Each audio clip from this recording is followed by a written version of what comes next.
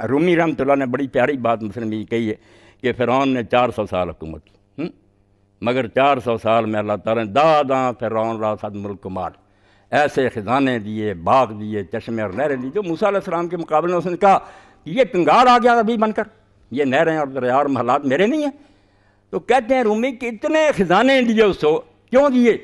تا نہ نال سوء حقاں بدسگار، اللہ نے کہا کہ کم وقت میری بارگاہ میں نہ گڑ گڑائے۔ نقطہ اندر کیا آتا ہے کہ مومن کو تکلیف ہوگی اللہ کے ہاں گڑ گڑائے گا، وہ ظاہر تکلیف میں ہے جیسے آپریشن کے وقت، مگر اس کا گڑ گڑانا اللہ کے ہاں اتنا پیارا ہے کہ امیر المومنین فرماتے ہیں ان اللہ یبتلی العبد وہو یحب لیسمع دعاء، اللہ اپنے کئی نیک بندوں کو حالانکہ ان سے انتہائی پیار ہوتا ہے تکلیفوں میں مبتلا کرتا ہے۔ حضرت ایوب علیہ السلام 18 سال بیمار رہتے ہیں، سب دوست ساتھ چھوڑ جاتے ہیں، یعقوب علیہ السلام نابینا ہو جاتے ہیں بیٹے کی جدائی میں، تو فرماتے ہیں اپنے بندوں کو جن سے پیار ہوتا آزماتا تاکہ ان کی دعائیں سنیں، دعا پیاری لگتی ہے اس فریاد پر خوش ہوتا ہے، ان کے نامہ اعمال میں نیکیاں پہاڑوں کی طرح لکھی جاتی، بازار وہ چیخ رہے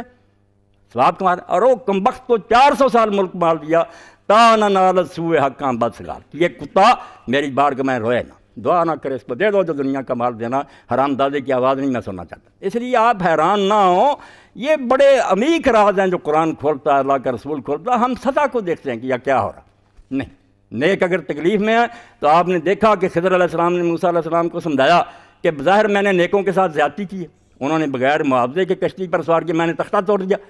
مگر اگر تختہ نہ توڑتا تو بعد میں ظالم بادشاہ تھی کشتیاں جو ہیں وہ بیگار میں پکڑ رہا، یہ کشتی پکڑی جاتی، بیچاروں کا صحیح گزارا اسی پر تھا، اب کیا یہ تختہ ٹھیک کرا لیں گے،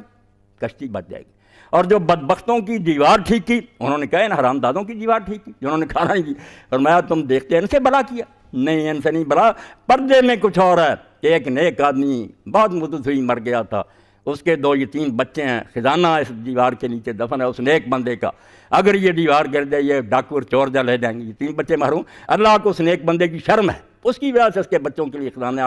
اس کی حفاظت کرے۔ یعنی آپ اس واقعہ پر جتنا غور کریں گے نظر آئے گا کہ اللہ کے بارے میں ظن صحیح، اگر یہ شیطانی وسوسہ ذہن میں آئے جرثومہ کہ اللہ نے کیوں کیا، اسی وقت متنبہ ہو جاؤ کہ یہ شیطان ابلیس کی کارکردگی، وہ خبیث ہمیں گمراہ کرنا چاہتا اللہ اور اس کے بارے میں برا گمان، وَظُنَّ بِنَفْسِكَ السُّوءَ تَجِدْهَا كَذَاكَ وَخَيْرُهَا كَالْمُسْتَحِيلِ، جو بھی برائی سوچنی اپنے بارے میں سوچ کہ میرا قصور ہے۔ آپ اس بارے میں حضرت یونس علیہ السلام کا نمونہ دیکھیں، ہم اللہ کے نبی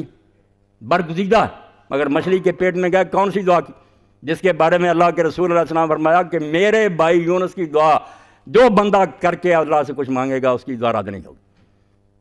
اس میں ہے کیا، مانے لا الہ الا انت، تیرے سوا مشکلیں کوئی نہیں حل کر سکتا، سبحانک، یہ بھی میں مانتا ہوں کہ میرے ساتھ کوئی ظلم نہیں ہوا، تو جو کچھ کرتا ٹھیک کر، انی کنت من الظالمین، میری غلطی ہے کہ میں اجازت کے بغیر وہاں سے کیوں ہجرت کر رہا۔ اس لیے اللہ کے بارے میں میرے دوستوں بھائیوں بہنوں کبھی ذہن میں نہیں آنا چاہیے، آپ ایسا سدا بہار پودا اپنے دماغ میں لگا دیں گے جس کی خوشبو مہکتی ہے، خوشیاں ہی خوشیاں، ڈپریشن کبھی نہیں آئے گی کہ جو اللہ کر رہا ہے وہ بیوقوف نادان ہے، وہ ظالم ہے، بد قید حد حبیب جانی، شیریں انسان سے تلخ میدان، وہ پیارا محبوب کبھی بری شے نہیں دے سکتا۔ والدین بیٹے کو مچھلی کی بجائے سانپ دیتے ہیں، اللہ جو ان ماں باپ سے کوئی نہیں 70 کی مثال دے، 70 ماں توبہ توبہ، اور 70 گزارا ساری کائنات مل جائے ایک ذرہ نہیں خدا کی رحمت کے مقابلے، یہ محدود لمیٹڈ ون لمیٹڈ کوئی حد نہیں۔ تو جب اللہ ماں باپ اور سارے جہانوں سے زیادہ رحیم ہے، یہ غلط چیز نہیں دیتے، اللہ کیسے دے گا، کبھی نہیں دے گا۔ بد قید حداں حبیب جانی، وہ ہمارا پیارا کب بری چیز دے گا، شیریں گھر سے تلخ میدانی، اگر کڑوی بھی معلوم ہوتی ہے تو اصل میں میٹھی ہے، جیسے کڑوی دوائی کو ڈاکٹر پلاتا وہ بس چکھنے میں کڑوی ہے ورنہ وہ بہت مفید ہے۔ تو اللہ کے بارے میں قرآن پاک نے یہ کہا کہ جو اللہ کو ماننے کا دعویٰ کرتے تھے منافق، تظنون باللہ الظنون، ذرا رگڑا آتا تھا اسی وقت خدا کے بارے میں غلط خیال دماغ میں لانا شروع کیا کہ اللہ کیوں ایسا کر رہا، اگر اللہ کو مانتے ہوتے سبوح قدوس تو ظالم کیوں یہ سوچتے، وہ کہتے اس نے ٹھیک کیا، کیوں کیا، اس میں اس کی مسلطیں ہیں، بہت راز ہیں، جن میں سے نیکوں کے لیے تو اگر کسی علاقہ میں نیک ہوں گے، وہ کسی زلزلہ کا شکار ہو گئے، طوفان میں ڈوب گئے تو اللہ کے رسول نے شہادت کی بشارت دی۔ اندازہ کریں یہ حادثاتی موت جو اللہ کے رسول علیہ السلام نے جب ایک دن فرمایا کہ لوگوں تم اپنے میں شہید کس کو سمجھتے ہو، لوگوں نے کہا جو اللہ کی راہ میں قتل ہو جائے، تو فرمایا پھر تو میری امت کے شہید بہت تھوڑے رہ گئے، تو لوگوں نے کہا کون شہید ہے، فرمایا جو عورت بچہ پیٹ میں ہو اسی حالت میں مر جائے یا بچہ جنتے مر جائے، شہادت کا درجہ نصیب ہوتا ہے۔ اور جو آدمی کوئی مکان گرا اس کے نیچے آ گیا، کوئی ڈوب گیا، کوئی جل گیا، فرمایا یہ سب شہداء شمار ہوں گے۔ ان کو اعزازی شہید کہتے ہیں ہم، کہ یہ یہاں نہیں شہید، یہاں تو ان کو غسل بھی دیا جاتا ہے، ان کو کفن بھی دیا۔ جو اصل مارکے کے شہید ان کا تو حکم یہ کہ نہ ان کا خون دھویا جاتا ہے، نہ ان کے کپڑے بدلے جاتے ہیں، وہ اسی حالت میں دفن کیے جاتے ہیں۔ ان کے لیے اس غسل کی اور خوشبو کی کیا ضرورت؟ انہوں نے گردن اللہ کی راہ میں پیش کر دی، بس اللہ نے کہا ان کو غسل کی ضرورت نہیں۔ مگر یہ جو اعزازی شہید ہیں ان کے لیے دنیا میں احکام دوسری میتوں والے ہیں، مگر آخرت میں درجہ جو ہے شہیدوں والا۔ تو اللہ کے رسول نے فرمایا اگر نیک وہاں مر گئے پریشان نہ انہیں شہادت ملی۔ اور اسی لیے دین اسلام میں یہ مسئلہ طے ہوا اس دور میں، تو لازم ہے نا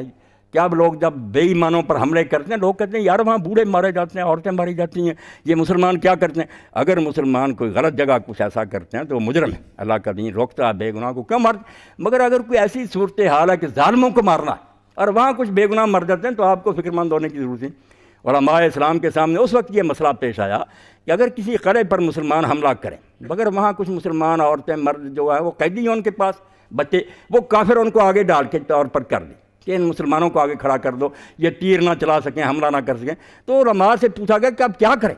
ان مسلمانوں کو بچاتے رہیں تو قلعہ نہیں فتح ہوگا، کافر جو ہیں اس اور میں ہمیں ختم کر دیں گے، اور اگر ان کو مارتے ہیں تو مسلمان مارے گا، تو علماء نے کہا ان مسلمانوں کو بے دریغ مارو، ان کا کوئی نقصان نہیں ہوگا، وہ شہید ہو جائیں گے، ان کو درجہ ملے گا، ظالموں کو ختم کرو، ظالموں کو بچانے کے لیے یہ ہیلا ان کا کارگر نہ ہونے دو۔ اس لیے جو نیک مارے گئے آپ بے فکر رہیں، شہادت نصیب ہوئی، اور جو بد ہیں ان کو اللہ تعالیٰ نے بدی کی سزا دے دی۔ اللہ فرماتا ہے جو کچھ تم کرتے اس کا نتیجہ وَيَعْفُو عَنْ كَثِيرٍ، اور یہ بھی اس کا فضل سمجھو، کبھی زیادہ تمہارے گناہ جو ہیں ان کو نظر انداز کرتا ہے، ورنہ اگر ہر گناہ پر پکڑے تو زمین پر کوئی زندہ آدمی رہے ہی نہ، اسی وقت تم سارے مٹ جاؤ۔ یہ بھی اس کا فضل ہے کہ کبھی کبھی سزا دیتا ہے ورنہ زیادہ معاف کرتا۔ تو یہ جو کچھ یہ حادثات ہیں، مصائب ہیں، ان میں نیکوں کے لیے خوشخبری ہے، بدوں کے لیے وہ عذاب ہے، اور جو بچ جاتے ہیں ان کے لیے تنبیہ ہے۔ ہم سب کو یہ وارننگ ہے کہ تم بھی میری گرفت سے باہر نہیں آؤ۔